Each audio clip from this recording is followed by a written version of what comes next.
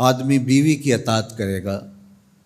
لیکن ماں کی فرما برداری نہیں کرے گا، بیوی کی ڈیمانڈ پہ فوراً بھاگ کے جائے گا، لیکن ماں دوائی کا بھی کہہ رہی ہوگی تو ٹال مٹول کرتا رہے گا، کل پرسوں ہفتے گزر جائیں گے، ماں کے ساتھ جانا اس کو پسند نہیں ہوگا، ماں کی خدمت میں رہنا، اس کے پاس بیٹھنا اس کو پسند نہیں ہوگا، ماں دھکے سے بیٹوں کو بیٹیوں کو اپنے پاس بٹھائے گی لیکن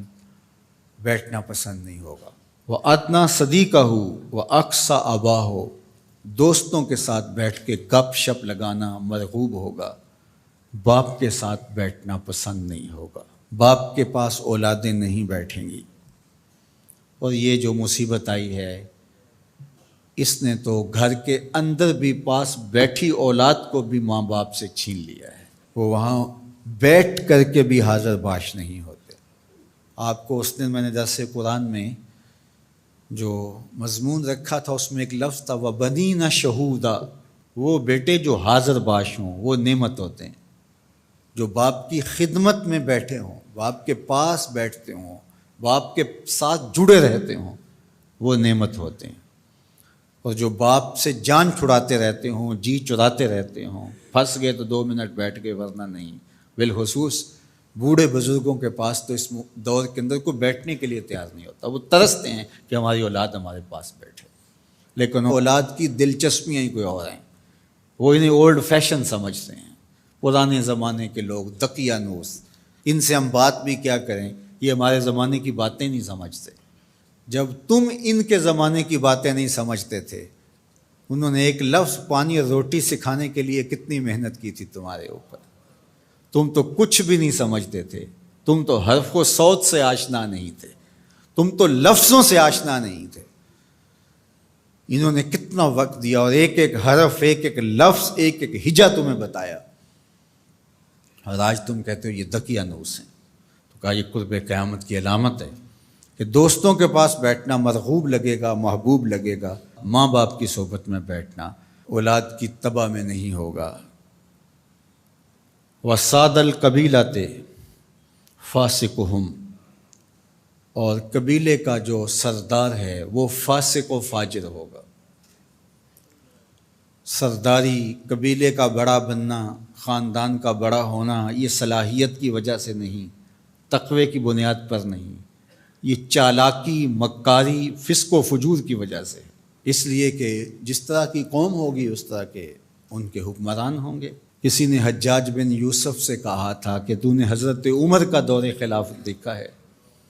تو ان جیسا انداز حکومت اختیار کیوں نہیں کرتا؟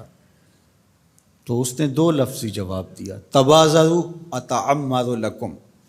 اس نے کہا تم ابو ذر غفاری بن جاؤ، میں عمر بن جاتا ہوں۔ جب رعایا ابو ذر غفاری جیسی ہوتی ہے تو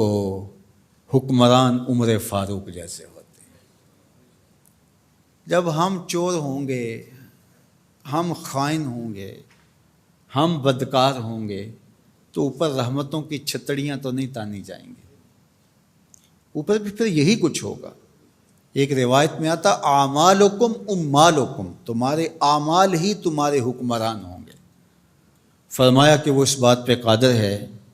کہ وہ تمہیں اوپر سے بھی عذاب دے سکتا ہے، وہ چاہے تو نیچے سے بھی عذاب دے سکتا ہے۔ حضرت عبداللہ ابن عباس رضی اللہ تعالیٰ عنہ فرماتے ہیں اوپر کا عذاب یہ ہے تمہارے حکمران نااہل ہوں، اور نیچے کا عذاب یہ ہے تمہاری اولاد نافرمان ہوں، اور تم ایک دوسرے سے لڑنے لگ جاؤ، ایک خاندان کے لوگ شریکہ برادری کے نام سے ہر وقت ایک دوسرے کی ٹو میں رہیں، یہ عذاب نہیں تو اور کیا ہے؟ ہر وقت بھائی بھائی کو نقصان پہنچانے کے چکر میں رہے، بہنیں اور بھائی آپس میں ایک دوسرے کے دشمن بنے کھڑے ہوں، ہمسایہ ایک دوسرے کی عزت کو اچھالنے کے لیے تیار کھڑا ہو، محلہ راحت کا ساماں ہونا چاہیے لیکن محلہ آپس میں ایک دوسرے کی عزت کو پامال کرنے کے لیے تلا ہوا ہو، خاندان، برادریاں جو کہ وحدت کی علامت ہونی چاہیے، یہ ایک دوسرے کو اذیت دینے کے لیے، تکلیف پہنچانے کے لیے، ٹو میں رہنے کے لیے، کسی کے عیب کو اچھالنے کے لیے، کسی کی بہن بیٹی کی آبرو کو اچھالنے کے لیے ہر وقت اسی چکر میں ہو، تو کیا یہ عذاب نہیں ہے کہ تم اپنے گھر میں بھی محفوظ نہ ہو؟ خاندانی لڑائیاں، شریکہ برادریاں، ان کی باہمی لڑائیاں، یہ فرقوں کی لڑائیاں، سیاسی جنگ و جدل، یہ کیا ہے؟ یہ اللہ کے عذاب کی ناراضگی کی صورتیں ہیں۔ اللہ تعالی ہمیں سچی توبہ کی توفیق دے۔